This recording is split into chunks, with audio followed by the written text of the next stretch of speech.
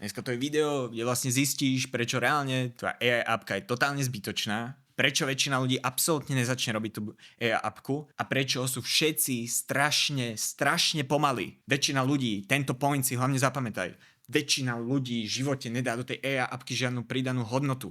Sú to zbytočné blbosti. Sú napríklad ako ja som spravil vizualizačnú appku. Ja viem, že to je blbosť. Tieto generátory, je 300 generátorov, to už je post-market, to už je na toto neskoro. Treba si povedať, nebudeš ďalší milionár pravdepodobne. Nebudeš mať 10 000 a to je maximálne pohode a netreba to nikdy vzdať. Veľa ľudí tú appku nikdy ani nezačne robiť, čo je druhý ešte väčší problém. Keď už máš nejakú kapacitu a voľný čas a proste ty nevyužívaš teraz, že AI, nejaké blbosti, lebo si ten tvoj mindset, lebo máš mindset, že si lepší jak to AI, že máš väčšiu hodnotu nerobiť tieto AI slopy. Ty nevieš vstrebať realitu a to, že sa niečo mení. Ty si len totálne proste dement, ktorý sa nevie prispôsobiť. A to je reálne pravda. A keď ťa toto nasralo, tak je to pravda. Lebo to vieš, že to je pravda. Že treba buildovať, treba uvažovať a treba sa posúvať niekam ďalej. To je celé o tom posune. Ty nemusíš byť milionár, ty len sa musíš dákam posunúť, lebo väčšina ľudí stojí. Takže tak. A tretia vec.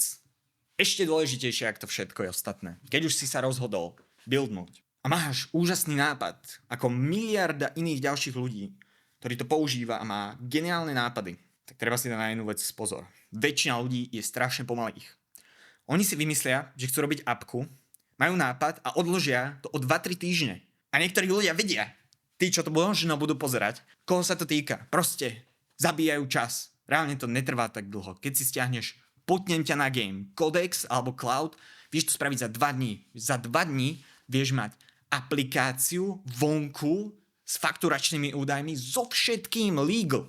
Proste také je to primitívne, také je to jednoduché a oni sa zamýšľajú nad totálnymi blbostiami, ako to byť perfektné, aké to má byť úžasné, aké to má byť pekné, ako riešia blbosti, zbytočné. Proste buildni to a distribuj. Nič iné, ber si spätnú väzbu. Proste ber si spätnú väzbu od tých ostatných.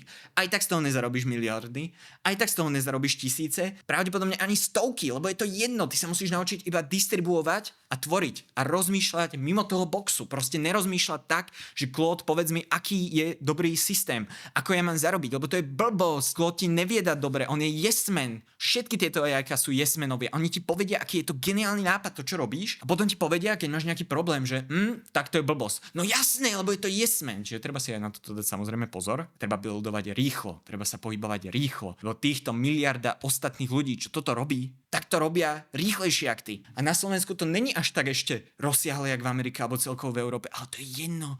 To je jedno, čiže teraz je ten golden age, teraz sa treba o to zaujímať. Brať si spätnú väzbu a možno aj zarobiť nejaké tie keke, proste nejaké tie penáze, proste o tom to celé je. A to je také nejaké moje rýchle nadšenie. To je celé.